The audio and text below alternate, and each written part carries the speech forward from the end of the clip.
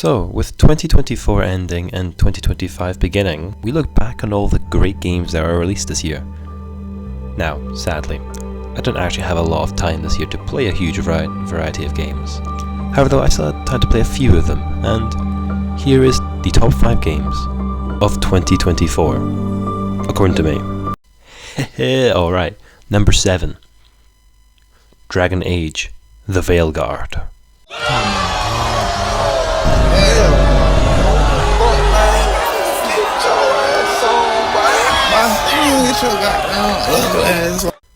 Number 6. Amnesia. Alright, number 5. Blade and Sorcery Nomad. This is a VR game, and honestly, I've been playing it for a few years, and it's just great. It's so much fun. But the release of the Crystal Hunt's story mode was just incredible. I really enjoyed playing through it. It was so much fun just picking up new weapons along the way, learning the story behind the Targaryens, and then finally reaching that tower and ending the game. It was just great. I really enjoyed it. Whenever I had some spare time, I'd try and get just like an hour of just fighting in. It feels so good. It feels so like rewarding. And also very satisfying. I don't know how, but whenever you perfectly slice off someone's head, it just feels very nice. Its sound effects are very good, its music's very good, its spells are really good, its fighting is very good, it's, yeah, very good, very good game.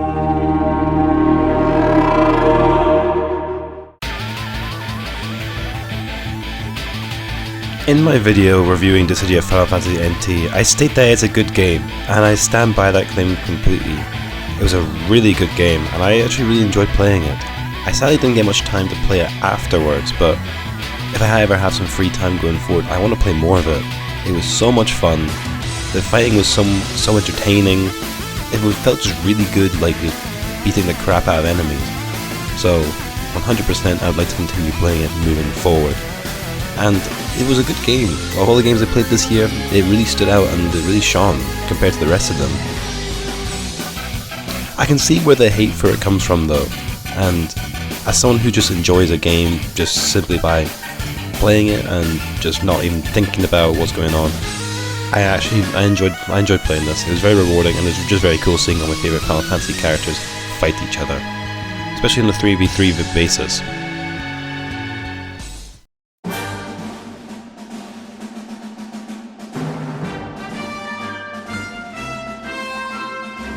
Thanks to my series, I played and ranked all the Dragon Quest games. I played a lot of Dragon Quest this year, funnily enough, and Dragon Quest XI really stood out among them all.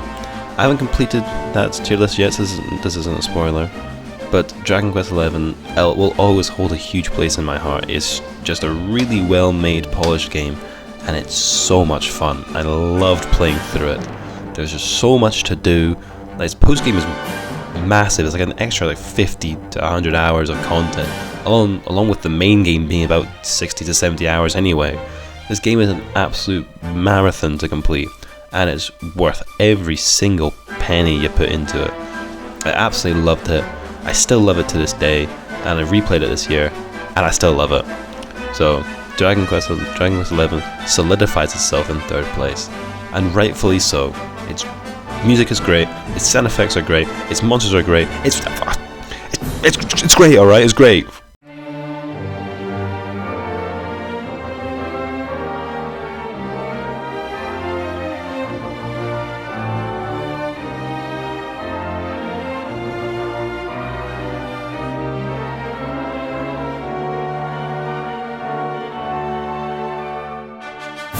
The Dragon Quest III HD 2D Remake is potentially one of the best games I've ever played, and is actually probably one of the best remakes ever made.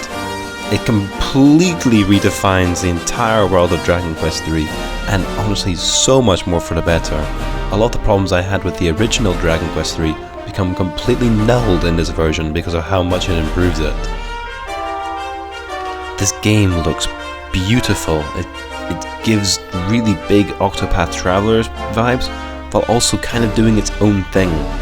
It's I don't even have the words for it. It looks magnificent. Its environments, its characters have just been completely redefined. It completely changed what it means to make a remake.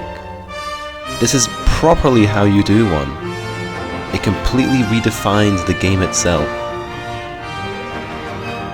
Not only did it redefine it, but it added new layers of content to it. Stuff like the monster, a whole new class, new bosses, new story elements. This game will forever go down as one of the best, and trust me, a review is coming very soon.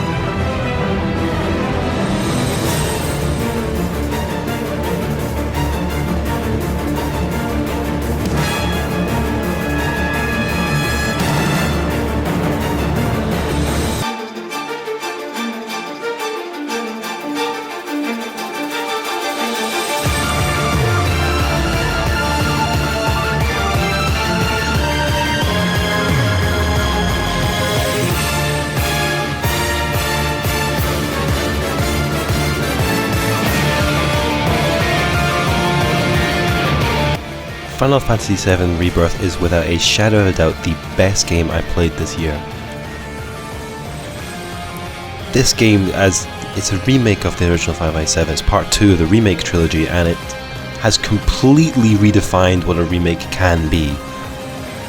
The whole game, you're filled with suspense as to whether or not the actions are going to play out the same way as it did in the original game.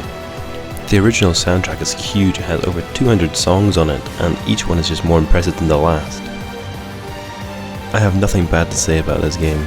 It is 100% non-stop action and fun and story the whole way through. If that's what you're looking for, then this is perfect for you.